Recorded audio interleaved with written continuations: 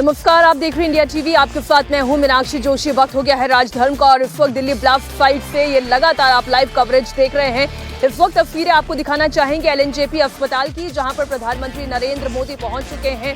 इस घटना में घायल हुए लोगों से, पीड़ितों से वो मुलाकात कर रहे हैं, उन्हें सांत्वना दे रहे हैं और साथ ही साथ डॉक्टरों को दिशा निर्देश भी कि कहीं भी इलाज में ना कोई कमी होनी चाहिए और ना ही कोई कोताही बरती जानी चाहिए।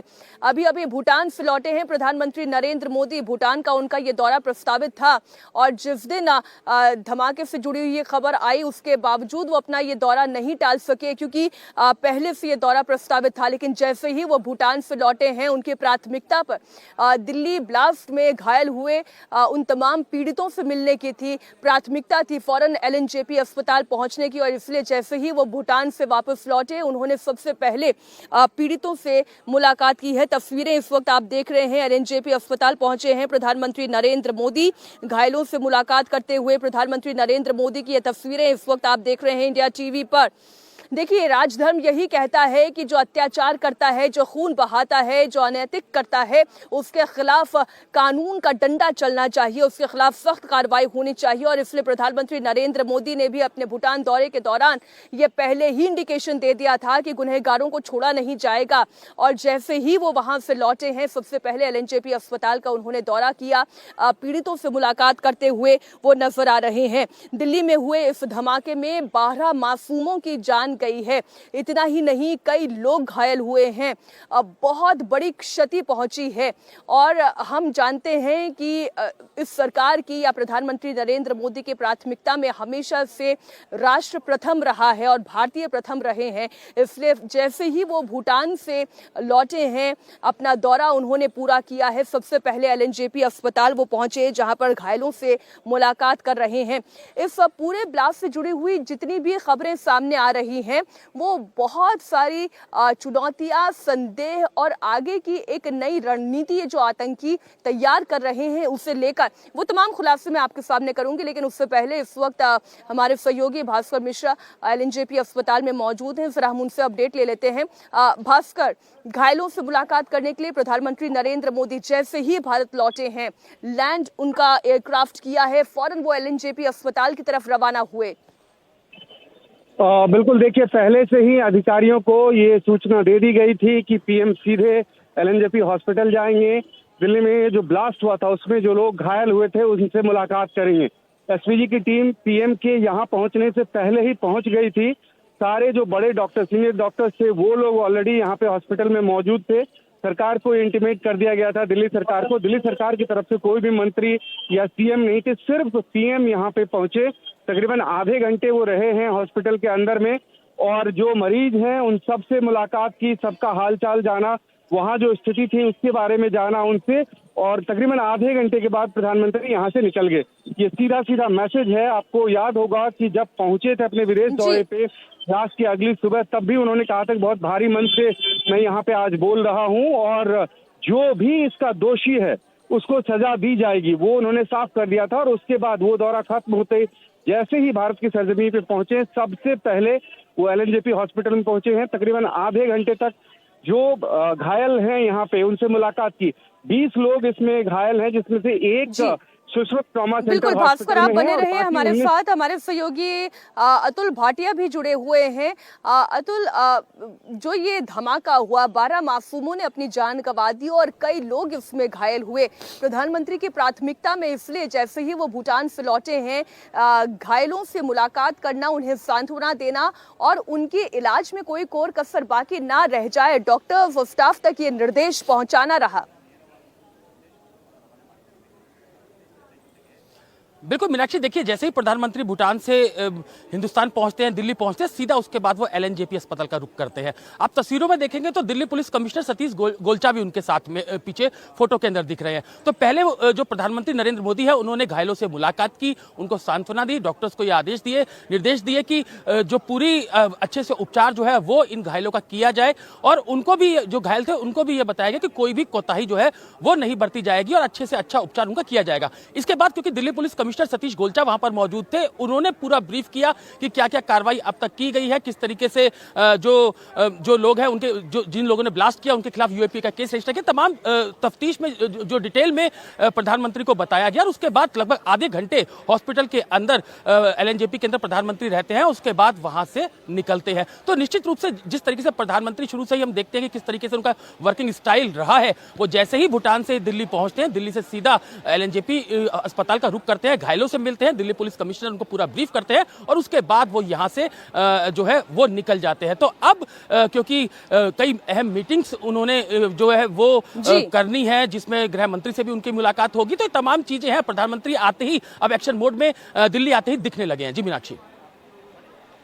बिल्कुल अतुल, आप बने रहे हमारे साथ। हमारे सहयोगी भास्कर भी जुड़े हुए हैं। भास्कर, मैं ये जो तस्वीरें देख रही हूँ, एक एक पीड़ित से, एक एक घायल से, किसी के सिर पर हाथ रखकर, किसी के बेड की तरफ आगे झुककर वो एक एक पीड़ित व्यक्ति से बात करते हुए, उनका हालचाल जानते हुए दिखाई दे रहे हैं।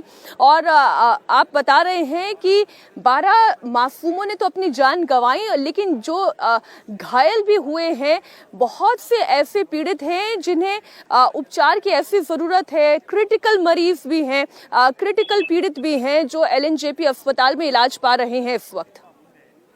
बिल्कुल, देखिए तकरीबन 19 लोग घायल हैं जो इस वक्त अभी यहाँ पे एलएनजेपी हॉस्पिटल में हैं और एक सुश्रुत ट्रॉमा सेंटर हॉस्पिटल में है। सभी पीड़ितों से, सभी घायल व्यक्तियों से प्रधानमंत्री ने एक एक करके मुलाकात की है, उनका हालचाल जाना है और साथ ही जो उनको स्वास्थ्य सेवा की जरूरत है उसमें कोई कमी तो नहीं है और क्या चाहिए, ये सब कुछ बातचीत हुई है पूरी आत्मीयता के साथ। सोचिए, वो व्यक्ति जो अपने किसी काम से निकला था घर से और अचानक से इस विस्फोट की चपेट में आता है, घायल होता है और उसके बाद इलाज चल रहा है और देश के प्रधानमंत्री उनके कंधे पे हाथ रखते हैं और कहते हैं कि आपको घबराने की जरूरत नहीं है, आपको हर तरह की मदद दी जाएगी, किसी चीज की कमी नहीं होगी। तो कितना बड़ा मनोबल बढ़ता है ऐसे व्यक्ति का। और साथ ही ये संदेश जाता है कि प्रधानमंत्री कितने गंभीर हैं इस बात को लेके। उन्होंने पहले ही कह दिया था कि रात भर उन्होंने मीटिंग की, अगली सुबह वो विदेश दौरा पे थे, वहां पे उन्होंने दोहराया जो दोषी हैं उनको छोड़ा नहीं जाएगा। और उसके बाद जैसे ही देश पहुंचे और सबसे पहले जो लोग घायल हैं उनसे मुलाकात कर रहे हैं।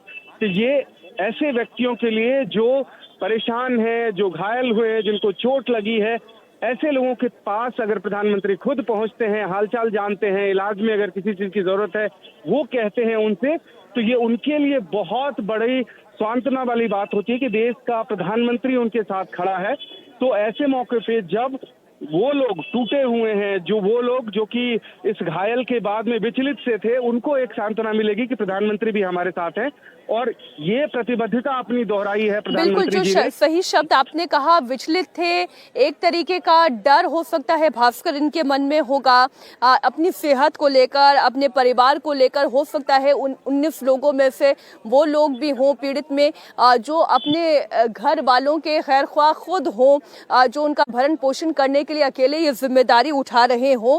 आप देखें, अगर वहां पर एक सांत्वना मिलती है और डायरेक्टली प्रधानमंत्री से सांत्वना मिलती है तो एक राहत के साथ जरूर ये तमाम पीड़ित इस वक्त ले रहे होंगे, क्योंकि बड़ी आत्मीयता अतुल इस मुलाकात में और इस तस्वीर में दिखाई दे रही है। एक एक पीड़ित से उनके बेड पर जाकर, किसी के सिर पर हाथ रखकर, किसी के कंधे पर हाथ रखकर वो उनका दुख साझा करने की कोशिश करते हुए प्रधानमंत्री नरेंद्र मोदी दिखाई दे रहे हैं।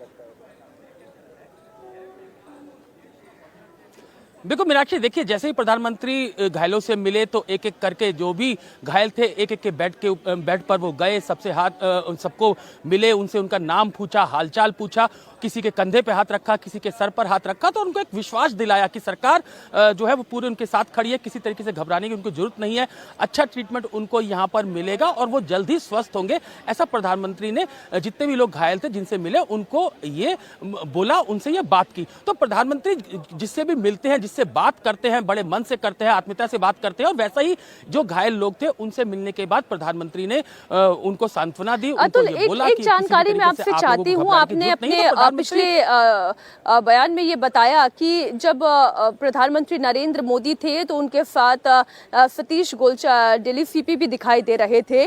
तो निश्चित ही जो अस्पताल के अधिकारी हों, चाहे दिल्ली पुलिस के अधिकारी हों, उन तक भी कोई दिशा निर्देश जरूर पहुंचाए गए होंगे। तो अस्पताल के अधिकारियों से और डॉक्टर्स से उनकी क्या बातचीत हुई? क्या आपके सोर्सेस इस पर कुछ जानकारी दे पा रहे हैं? देखिए बिल्कुल, क्योंकि दिल्ली पुलिस और एलएनजेपी अस्पताल प्रशासन को ये पहले ही पता लग गया था कि प्रधानमंत्री वहां पर पहुंचने वाले हैं, उनको बता दिया गया था। तो जो दिल्ली पुलिस कमिश्नर सतीश गोलचा, वो प्रधानमंत्री के पहुंचने से आधे घंटे पहले ही एलएनजेपी अस्पताल पहुंच गए थे। प्रधानमंत्री सबसे पहले घायलों से मिले, उनसे मुलाकात की, सबको सांत्वना दी, और उसके बाद दिल्ली पुलिस कमिश्नर से पूरा जो ये इंसिडेंट हुआ, क्या क्या कार्रवाई पुलिस कर रही है, वो तमाम जानकारी दिल्ली पुलिस कमिश्नर सतीश गोलचा से ली। तो सतीश गोलचा जो दिल्ली पुलिस कमिश्नर, उन्होंने तमाम जितना भी अब तक इस पूरा टेरर मॉड्यूल है उसके ऊपर काम किया गया है, वो तमाम डिटेल्स दी, कैसे एजेंसियां काम कर रही हैं, ये प्रधानमंत्री को बताया। तो करीबन 10 से 12 मिनट प्रधानमंत्री ने जो है वो जो दिल्ली पुलिस कमिश्नर सतीश गोलचा, उनसे भी वहां पर बात की, उन्होंने पूरा ब्रीफ किया। और उसके बाद प्रधानमंत्री पहले घायलों से मिलते हैं, फिर दिल्ली पुलिस कमिश्नर से बात करते हैं, और उसके बाद जो है वो अपने आवास के लिए रवाना होते हैं। तो लगभग आधे घंटे प्रधानमंत्री वहां पर रहे। सबसे पहले वो घायलों से मिलते हैं, सबको एक एक घायल के वो बेड पर गए, उनसे मुलाकात की, उनसे काफी देर बात करी, और उसके बाद जो है वो दिल्ली पुलिस कमिश्नर ने पूरा उनको ब्रीफिंग दी। तो अब प्रधानमंत्री जो है वो अपने आवास, सरकारी आवास के लिए निकल चुके हैं, प्रधानमंत्री आवास के लिए निकल चुके हैं। तो अब क्योंकि प्रधानमंत्री भूटान से जब आते हैं, दिल्ली लैंड करते हैं, तो उसके बाद सीधा एलएनजेपी अस्पताल पहुंच जाते हैं घायलों से मिलने के लिए। तो ये कहीं ना कहीं दिखाता है प्रधानमंत्री की जो वर्किंग स्टाइल है, कैसे वो काम करते हैं। वो वहां पर जब भूटान में थे तब भी वो काफी इस बात की लगातार चिंता कर रहे थे कि जैसे दिल्ली के अंदर ब्लास्ट हुआ है, इतने 12 लोगों की उसमें डेथ हुई है, तो कहीं ना कहीं प्रधानमंत्री सीधा उतरते हैं, भूटान से आते हैं और सीधा एलएनजेपी अस्पताल पहुंचते हैं। जी मीनाक्षी।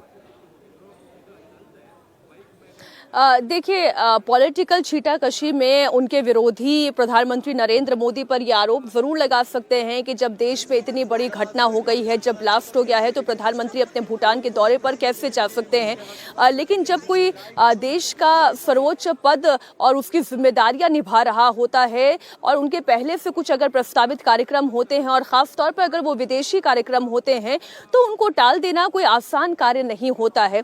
और इसलिए प्रधानमंत्री नरेंद्र मोदी को अपने भूटान दौरे पर जाना पड़ा। और इस दौरान, चाहे वो दौरा करने से पहले हो, दौरे के दौरान हो, वो लगातार इस पूरी घटना का जिक्र करते रहे। उन्होंने ये भी कहा कि भारी मन से उन्हें ये कहना पड़ रहा है, और साथ ही उन्होंने ये भी कहा कि दोषियों को भी बख्शा नहीं जाएगा, कड़ी सजा मिलेगी। आपको याद होगा कि जब पहलगाम में भी आतंकी हमला हुआ था, उसके बाद ऑपरेशन सिंदूर हुआ था, और ये भी कहा गया था कि ये ऑपरेशन अब भी जारी है।